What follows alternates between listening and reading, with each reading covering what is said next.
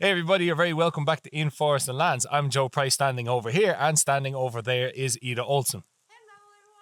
In the it gets me every time. We're like 70 videos every time. In this video, I want to particularly talk about what's in my pockets. It's a question I get asked an awful lot, and it's something that I don't tackle too often because I'm a 365 kind of outdoor guy. At the moment now it's 0 degrees, and as you can see from my previous videos, my change up is switching. I don't really have a hard and fast method of carrying stuff in the woods, but I thought I'd share this one with you now because the season has changed, and thus my thinking behind my kit has changed. And that's the most important thing. I find it's not what you carry, it's how you carry it. An awful lot of people talk about this particular method of carrying things on a string in their pocket and so on, but if you focus on the flight suit, which is what I call it, which is inspiration I took from the military. When I was talking to the head of the British Seer School on a podcast, he brought up a very valid point on that when fighter pilots get hit by missiles or projectiles, that they have only a split second to react before they have to eject out of the plane. So the way that they do this is by constantly building up a routine within their flight suit. And this was a very inspirational and change of thought for myself, because I thought, oh yeah, I wear a flight suit. When I'm canoeing, I wear a particular type of clothes. When I'm out and about in the woods for a dander with the beautiful Ida, I wear a particular type of clothes.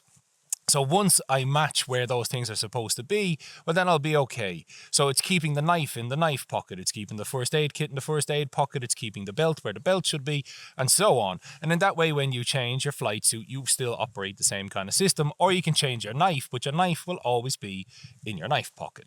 That is the point. So that is the way I attack it. I attack it from a flight suit perspective, where I just want repeatability and habits. And I find that when I change, then if I'm trying out some new trousers or whatever, that if those pockets are in a different setup, all of a sudden I'm losing things. I've built up this habit and routine so much that I do it out of reflex, just like those fighter pilots in their flight suit. So that's my methodology behind it. So I'm not going to talk about my clothes. My clothes don't matter. They're the same clothes you see me in all the time. But the setup on the flight suit is usually the same. First off, on my belt, but I'm wearing them today, would be a set of gloves. I like gloves when I'm outside. I'm just a very tactile kind of person. Plus also, I have found that if I go out without gloves and it decides to rain, it'll tear my hands up. Or like now, it can get cold and my digits will get less dexterous when I'm out and about in the woods. So I have a nice pair of leather gloves, and then in the winter time I just pair these with a liner. I prefer a set with these snow cuffs on it, just because they give me that extra bit of coverage. You know, we're always trying to protect that warm air next to our body, and then of course if a bit of snow and a bit of dirt come on, it just stops stuff getting down in there. So if you have a chance to get one, you know, you can use it with a set of gloves. But that's also another point that I try and make. In the summertime, I like to carry things in multiple platitudes, like high-vis orange or, you know, fancy accoutrements, because in the summertime I have full dexterity with nice warm hands. But then in the winter time, or in the spring and the season changes, I switch out to everything with a focus on being able to work with gloves. So that's something that I personally lean into with my kit. Some other instructors may lean into something a bit more personal, but when you look at instructors, you have to look at the advice they're giving you, and then also the environment they're working in, because the advice is the same. Flight suits work all around the world, or that flight suit mentality, but maybe an instructor like me lives in the boreals and works in the boreals all year round, you know what I mean, and then maybe only travels outside once or twice. Or maybe they live in the UK where they have beautiful springs, or in America where it's sunny all year round, in Texas. So have a look at the environment. So in my environment, I put a large emphasis on being able to work with gloves. So first off is the belt knife. And I always have my flight suit or my anorak with a big zip on this side, so I'm able to access my belt knife. In the winter time, it becomes pretty stout.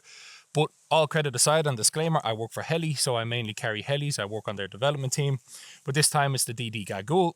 I like that one. It's big, it's stout, and I'm also having to be testing it this particular month. But that's what I'm carrying on my belt. In the winter time, I recommend carrying a much more stouter blade if you can. At the end of the day, any knife kind of works if you know how to use it. That's my personal preference. So that lives on my right side. I don't carry any saws. I don't carry any axes when I'm out and about for the most part. If I'm going out to do axe-based things, I will carry an axe.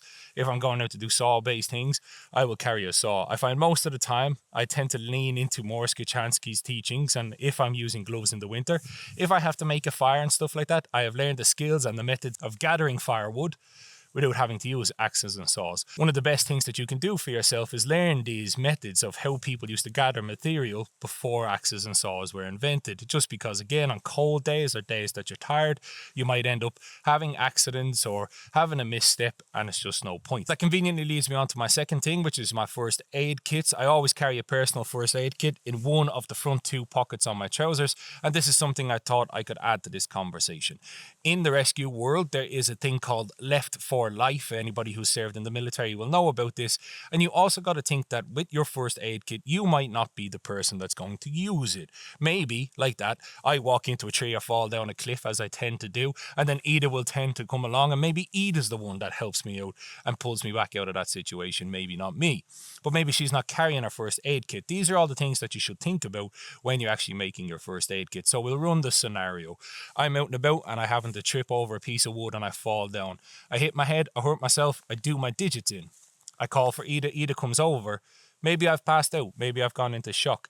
Then Ida will automatically go left for life and start looking on the left side of my body for my first aid kit, because that is the standard of where it should be kept. And that being said, if you are not able to keep it in the left-hand side of your trousers, like I'm not now, and I'll explain why, you should inform the party. You should go, Ida, my first aid kit is here. Should I go down, this is where it is. Or should I go down and rescuers come to me, tell them this is where my first aid kit is. So if you can take that away from this video, left for life, whatever you have in your first aid kit, that's up to you. That's a journey of and of itself. But left for life. If rescuers find you, this is where they'll look.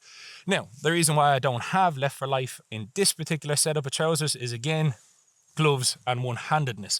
On this model of trousers, which is made by Sasta, is a zippered pocket. So now I've got to lift up my buttons, I've got to open the zippered pocket, and then I got to get into my first aid kit. It's 2 extra steps that don't need to be there in my flight suit. But most outdoor trousers will have an unzippered pocket. On this, it happens to be on the right. So that's where my first aid kit is. So then it's a simple up with the pockets, in with the hands. And then as you can see, with gloves on, I can then free my first aid kit and out of my pocket it comes. I prefer first aid kits that open flat like so. Makes it easy to get the accoutrements. For those who will ask, this is the Helle first aid pouch. They don't make it anymore. That's why I hang on to it a lot. But I have extra accoutrements in here, and this is why I'm so hung up on first aid kits, because I am a haemophiliac. I have von Willebrand's disease. So some days my blood comes out like treacle, other days it comes out like water. So I have to carry accoutrements to make sure people know where they are. But more importantly, left for life. You should always carry a boo-boo kit on you at a bare minimum. Carry it in your left-hand pocket, and as always go, Ada! It's here, here, here, or here.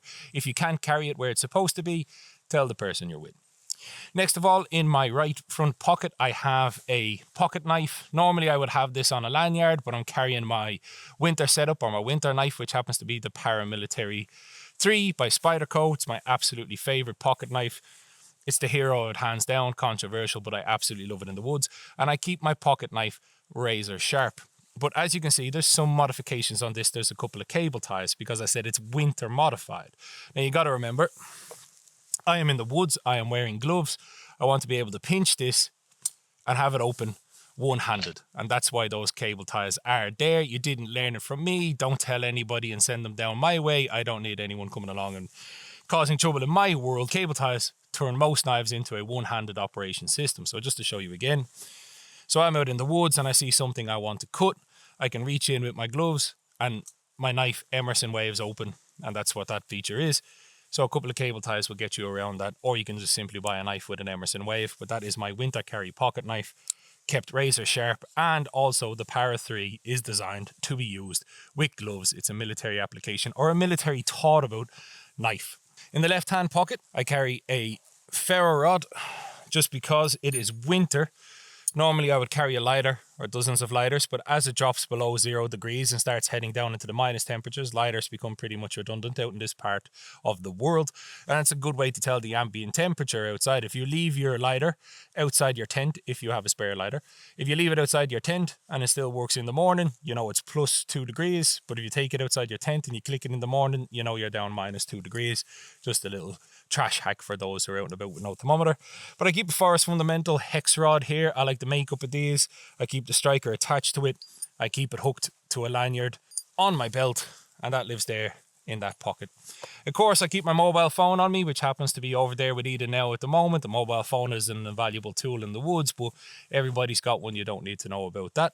Naturally, on me, I carry my Wazoo survival belt as an extra accoutrement, and there's a video about that in my TSA legal carry, and that just has some bits and bobs in it that I may need in a more kind of inclement weather, or if like Edith's tripod happens to break, I have a couple of cable ties in there. I've got some extra first aid bits and some tinder bits and stuff like that.